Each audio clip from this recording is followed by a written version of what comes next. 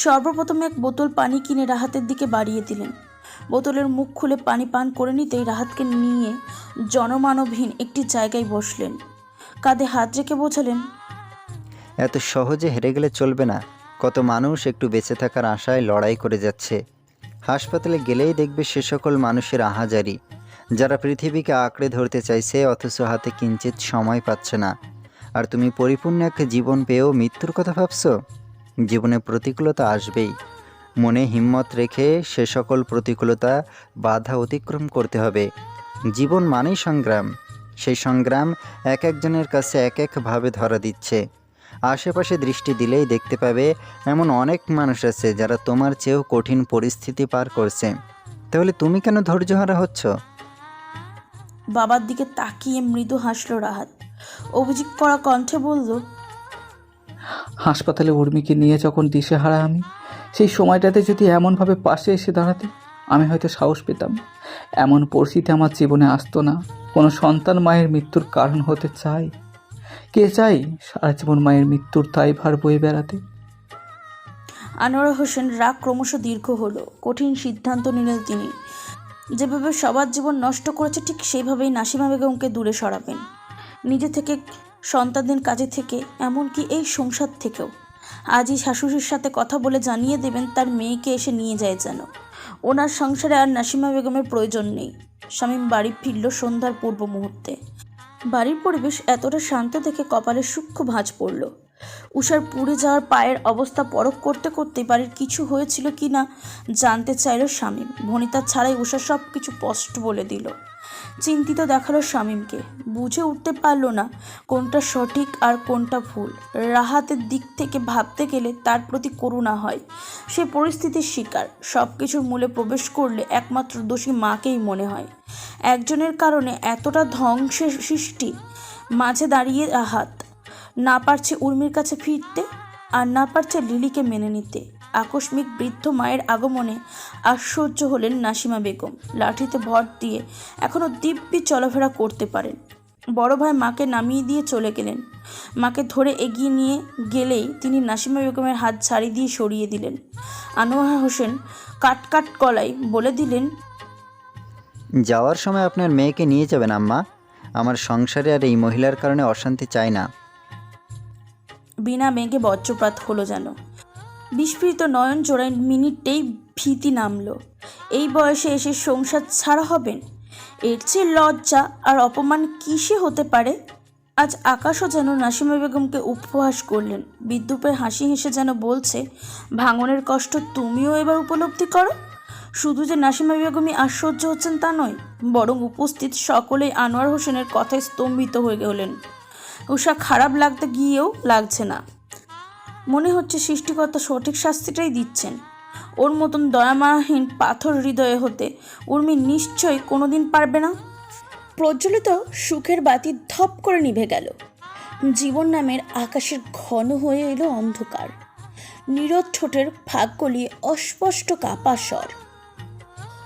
কি বলছো তুমি? এই বয়সে এসে এসব কি শোভা পায়?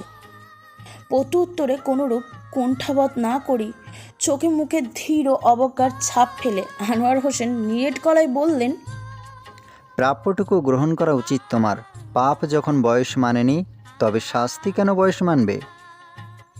ঘন বর্ষার জল নামল চোখে। অবিচল ধারার কপালে গড়িয়ে চিবুক স্পর্শ করল নাসিমা বেগমের। বয়সের ভারে তলিয়ে যাওয়া রুগ্ন শরীর নিয়ে কম্পিত কণ্ঠে অনুরোধ জহুরা খাতুনের। তীব্র ক্রোধের সীমা পেরিয়ে সন্তানের মন্দ চাইতে পারলেন না। মা হয়ে সন্তানের সংসার ভাঙার দৃশ্য মেনে নিতে চাইলেন না। অনুনয় করে বললেন, বাবা, সংসার ভাঙা কোনো সমাধান নয়। তুমি অন্যভাবে শাস্তি দাও নাসিমাকে। শাশুড়ির কথা পুরোপুরি অগ্রাহ্য করলেন আনোয়ার হোসেন। নির্বিকার ভঙ্গিতে জবাব দিলেন, দয়া করে আমাকে অনুরোধ করবেন না আম্মা। আমি আপনার এই অনুরোধ রাখতে পারবো না।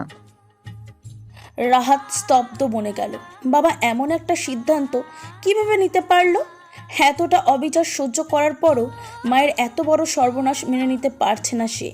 এমনটা সে কখনোই চায়নি। মাঝে শামীম বাবাকে বোঝাতে চাইল, বাবা মায়ের সাথে এমনটা করা কি জরুরি? আদৌ কি কোনো সমাধান মিলবে?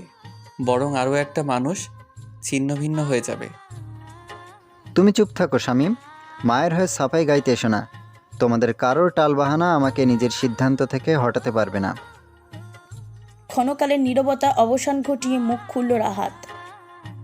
মায়ের সাথে এমনটা করো না বাবা। বিদ্রুপের হাসি হাসলেন আনোয়ার হোসেন। যে মায়ের জন্য আজ আমার কাছে অনুরোধ করছো, সেই মায়ের প্ররোচনায় পড়েই নিজের শান্তি নষ্ট করেছো, সাথে নির্দোষ একটা মেয়েকে ক্ষতবিক্ষত করেছো। তোমার মতো ছেলের লজ্জা হওয়া উচিত। মাথা নিচু করে নিল রাহাত। নাসিমা বেগমের টলমলো চলে পূর্ণ আখিদয় তাকিয়ে রইল ছেলের দিকে। এতটা অন্যায়ের পরেও মায়ের সংসার বাঁচাতে চাইছে। সুডল দেহের ছেলেটির মুখমণ্ডল বিবর্ণ ম্লান হয়ে আছে। অল্প দিনে সুটাম দেহ নেতিয়ে পড়ল। এতটা বিষাদ বুঝি দিয়ে ফেলেছেন? আজ ছেলের কাছে হাত জোর করে ক্ষমা চাইলেন। জবাব দিতে পারল না রাহাত। স্বামী মায়ের মাথায় হাত রাখল। বাবার মাথা ঠান্ডা হলেই সব ঠিক হয়ে যাবে মা, চিন্তা করো না। রোশনাল দৃষ্টি নিক্ষেপ করলেন আনোয়ার হোসেন।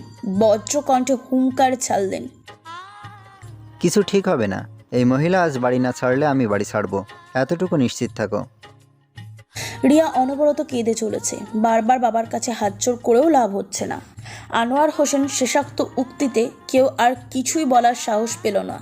বুকের বাঁ পাশটা অস্থির, ভীষণ ক্রমাগত হৃদস্পন্দনের ব্যগ্র আচরণ।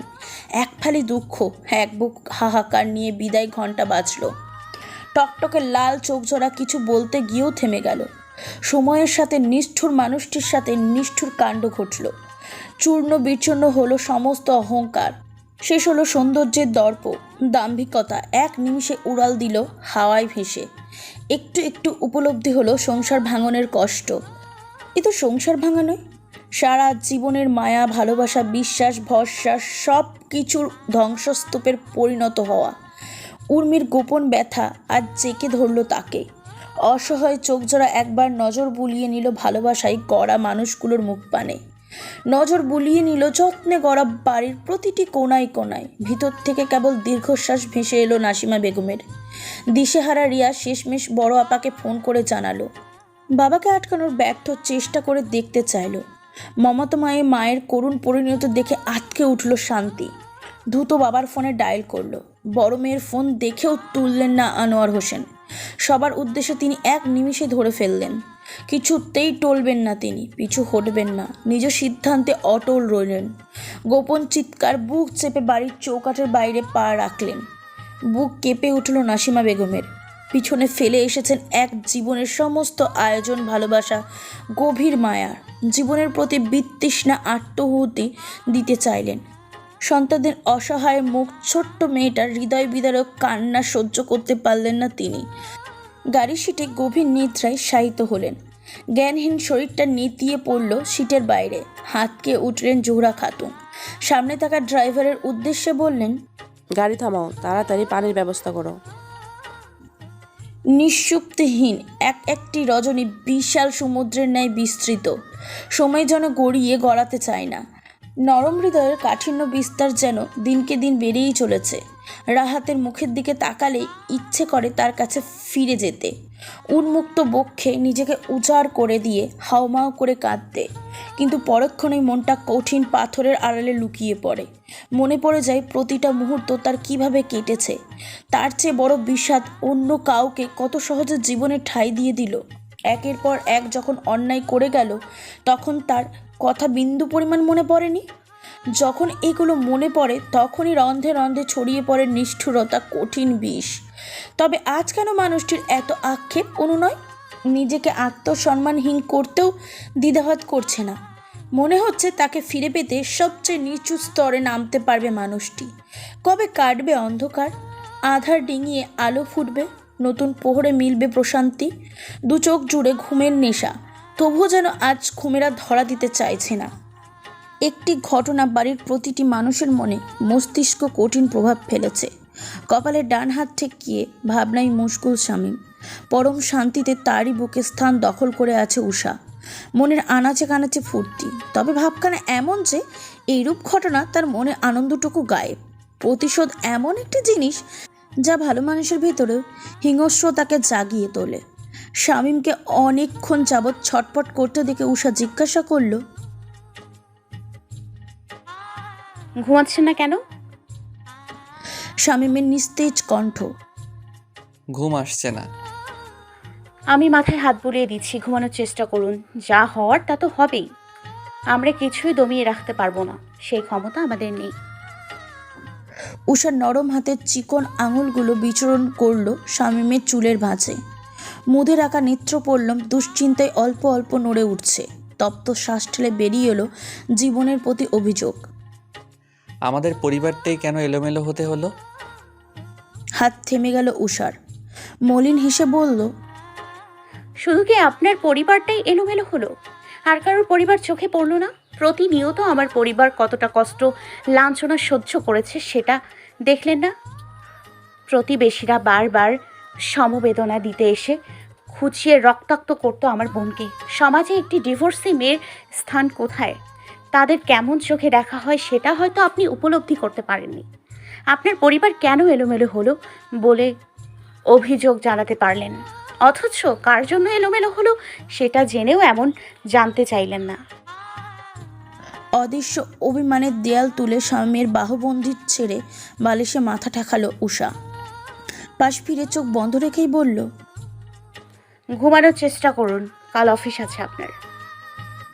নিজেদের মধ্যকার দূরত্ব বাড়তে দিতে চাইল না শামীম। দুহাত বাড়িয়ে পূর্বের স্থানে নিয়ে এলো উষাকে। গম্ভীর স্বরে বলল। সরাতে চাইল উষা, বাধা দিল শামীম। শক্ত হাতের থাবায় বেশি দূর যাওয়া হলো না। হদর কোণে পড়ল গাঢ় চুম্বন। উষ্ণতা বাড়ল ভালোবাসার। শুরু হলো ঝড় বৃষ্টি। হু হু করে বাড়ল শীতের তীব্রতা। বাতাসের বেগ কনকনে ঠান্ডা। বিছানা ছেড়ে নামার বিন্দুমাত্র আগ্রহ নেই। কমল পশমি কম্বলের উমে মজে আছে উষা। পানি ছুঁয়ে দিলেই মনে হয় বরফের তৈরি কাঁটাটির নিচে শরীরে কাটা পড়ল। তুমুল ঝড় বৃষ্টি। ঠান্ডার দিনেও বসে থাকার উপায় নেই। জীবিকার দায়ে বের হতে হচ্ছে খেটে খাওয়া মানুষদের। বেশিক্ষণ শুয়ে থাকলো না উষা। বাড়ির উপস্থিতি ঠিক আগের মতো নেই। নাসিমা বেগম বাড়ি ছেড়েছেন 2 দিন হলো। সবার খাবার দাবার দেখাশোনার দায়িত্ব পড়ল তার আর লিলির উপর। লিলি মেয়েটা নীরবে কাজ করে যায়, কারোর সাথে কথা বলার আগ্রহ দেখায় না। কোনো প্রশ্ন করলে হুহা উত্তর দেয়। শামীমকে বিছানায় রেখেই উঠে পড়ল। ফজরের পর দুজনে হাঁটতে বের হওয়ার কথা থাকলেও অপ্রত্যাশাতি ঝড় বৃষ্টিতে তা থেমে গেল। একটু পরে সবাই কাজের উদ্দেশ্যে বের হবে। রান্নাঘরে যাওয়াকেই শ্রেয় মনে করল উষা। লিলিকে আগে থেকেই রান্নাঘরে দেখা গেল। খুটখাট আওয়াজে কাজে হাত লাগাচ্ছে। বাকি কাজে উষা হাত লাগালো। সরি, তোমার পায়ে সেদিন ইচ্ছে করে পাতিল ফেলিনি আমি। আসবাবপত্রের টুকটাক শব্দ ছাড়া দুজনের মধ্যে কোনো আলাপ হলো না। আকস্মিক লিলির দিক থেকে সরি শুনে কিছুক্ষণ থম মেরেছিল উষা। নিজেকে স্বাভাবিক করে বলল, ঠিক আছে, সমস্যা নেই। আর কথা হলো না। আবারও পুরো দমে কাজ চলল। ইচ্ছে না থাকা সত্ত্বেও সবার সবটা নিয়ম মাফিক চলছে। চলছে না শুধু রিয়ার। আশেপাশে সবাই থাকলেও মায়ের মতন কাউকে মনে হয় না। শত আদর যত্নের পরও মা গন্ধ পাওয়া যায় না। মা যতই খারাপ হোক, সবচেয়ে কঠিন সত্য তিনি একজন মা। সবাইকে খাবার দিয়ে রিয়ার জন্য নিয়ে যাচ্ছিল উষা। তাকে এখানে সবার খাবারের দিকটা দেখাশোনা করতে দিয়ে রিয়ার জন্য খাবার ট্রে নিয়ে গেল লিলি। বলা যায় এক প্রকার মুখ লুকালো। সে এখন চেষ্টা করে যেন রাহাতের মুখোমুখি না হতে হয়। হিম শীতল ঠান্ডার মাঝেও বিছানার পাশের জানলা খুলে রেখেছে রিয়া। ঠান্ডার প্রকোপ শরীরে কাটা দিয়ে উঠছে। লিলি তড়িঘড়ি করে জানলা বন্ধ করে দিল। ধ্যান ফিরল রিয়ার। জানলা থেকে মুখ ঘুরিয়ে লিলির দিকে তাকালো। লিলি বলল, এত ঠান্ডার মাঝে এইভাবে জানলা খুলে বসে আছো কেন? অসুস্থ হয়ে পড়বে তো। তপ্ত শ্বাস ছাড়ল রিয়া। খাবার ট্রেতে নজর বুলিয়ে দুর্বল গলায় বলল, এখন খেতে ইচ্ছে করছে না, খাবার নিয়ে যাও। লিলি জোর গলায় বলল, ইচ্ছে করছে না মানে কি? এমনিতেই তোমাকে দুর্বল দেখাচ্ছে ভীষণ। তাড়াতাড়ি খেয়ে নাও। ভালো লাগছে না। লিলি দ্বিধাগ্রস্ত গলায় বলল, আমি খাইয়ে দিই।